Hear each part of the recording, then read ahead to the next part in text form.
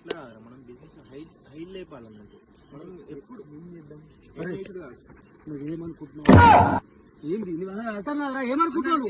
అరే కాదురా, అరే ఏమనుకుంటున్నా మీరు? నాకు అర్థం కాదు.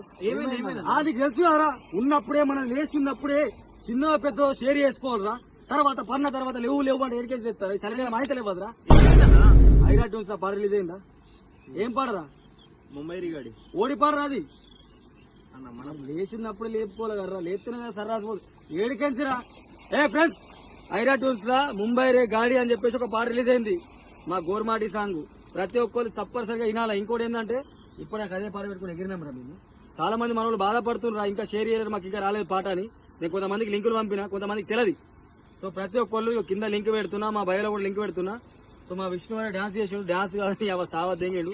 పాట కూడా ఎంత హైలైట్ ఉందంటే ప్రతి ఒక్క తండ్రినే కాదు, ప్రతి ఒక్క ఆటోలా, బస్లా, హెడ్ ఫోన్స్ లో అదే పాట నడుతుంది. ఇంకా షేర్ చేయలేడు, సో నేనే షేర్ చేసిన.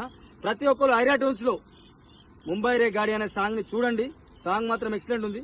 ఒకవేళ మీకు నచ్చితే మాత్రం, నన్ను నచ్చేటోళ్ళందరూ, ఈ పోషి గారిని మెచ్చేటోళ్ళందరూ కింద కామెంట్ చేయరు ఫ్రమ్ పోషి గారి సైడ్ ఫ్యాన్స్ అని చెప్పేసి. అండ్ మా విష్ణు గారికి కూడా చిన్న సపోర్ట్ చేయరు. ఇంకా మంచి మంచి సాంగ్స్ వస్తాయి. తెలుసు కదా, ఐరా ట్యూన్స్ అంటే మొత్తం సాంగ్స్ షిలాకుంటాయి.